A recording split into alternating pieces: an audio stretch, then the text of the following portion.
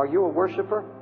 Moses said unto the people, Fear you not, stand still, see the salvation of the Lord which he shall show you today. For the Egyptians whom you have seen today, ye shall see them again no more. The Lord shall fight for you, and ye shall hold your peace. And Moses stretched out his hand over the sea, and the Lord caused the sea to go back by a strong east wind all that night, and made the sea dry land, and the waters were divided. And the children of Israel went into the midst of the sea upon dry ground, and the waters were a wall unto them on their right and on the left. In the passage we just read, you find God's people coming into an incredible dark storm. A whole night of panic and despair. A dark night. Worshippers are not made in revival meetings. Worshippers are not made in good times. Worshippers are not made when the devil's fleeing from you. Worshippers are not made when you're in victory or in good health. Worshippers are made in dark, stormy nights. And how we respond in that dark, stormy night. By faith, Jacob, when he was dying, blessed both sons of Joseph and worshipped leaning upon the top of his staff. Now here's an old man. He has been through one storm after another. He has gone through pain and sorrow and agony in his flesh and in his family with his children. He's worshiping because he's looking back over the faithfulness of God. God has always been faithful until my last breath. He will be faithful to me. God is faithful. That is a worshiper. Has come to the conclusion, no matter what I go through, no matter what storms, God has proven himself faithful. One victory after another, one test after another. And God brought me out of this one. He brought me out of that one. All these years, God has brought me out. Times I thought I would collapse. Times I thought it was all over. God brought me through. God brought me through. Leaning on that staff saying, God, you are faithful. God's interest is not just in delivering you from a problem or a crisis, but in the process to make you a true worshiper.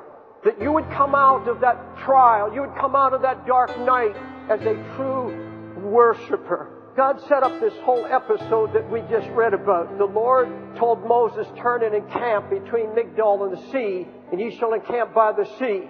It was God who put them there.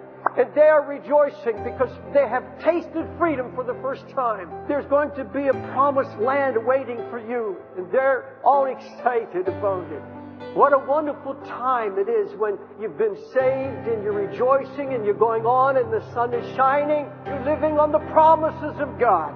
And at the point of their greatest peace, at the point of their greatest hour, enjoying freedom and laying hold of the promises of God, the devil comes seeking to devour them. Bad news. Terrifying news. After all these years of bondage, after all the pain we've been through, why would God allow us to face more pain? When does this end? Fear not, stand still, and see the salvation of the Lord. That's the Word of God. The Lord shall fight for you. You shall hold your peace. These things are not just stories told in the Bible. This is God speaking truth to help us through our storms. And it's not just one storm, folks. God allows these storms, but He has a divine purpose in it. God's one goal is that He would have worshipers. Not just fellowship, but true worship. It's night now and darkness has come down over the camp. The beginning of a dark, stormy night. An angel of the Lord was sent. And that angel stood between the devil and God's people. Pharaoh and his army are in total darkness. They can't move. They can't attack. In the middle of the night, all night long. Why does God allow us to go so long? And why such threatening, horrifying moments? They're screaming, wait till morning. You're dead. Your family, your children, it's all over. You're going down. We're coming after you. Have you ever heard those voices from the other side of the dark wall? It's the enemy trying to defeat God's divine purposes. You're under attack, but in no danger.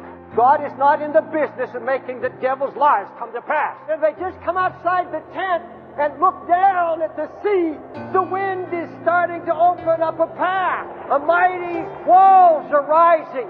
God is making a way.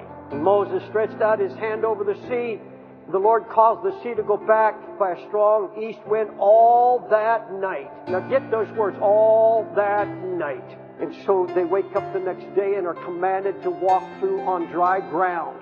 Right in the middle of those walls, that's when God tests them. Will you become a worshiper?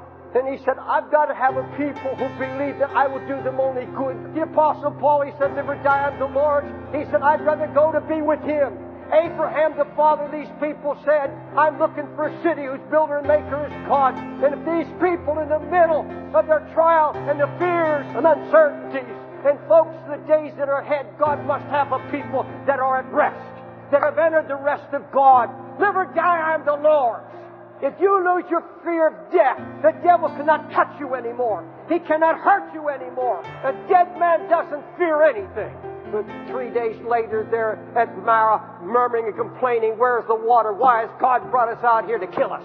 They were not worshipers. They didn't learn their lesson in the hard time. They didn't learn their lesson in the storm.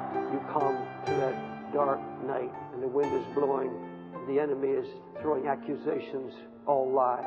And he said, you lay everything in my hand now. That's the day I became a worshiper, saying, God, you're faithful.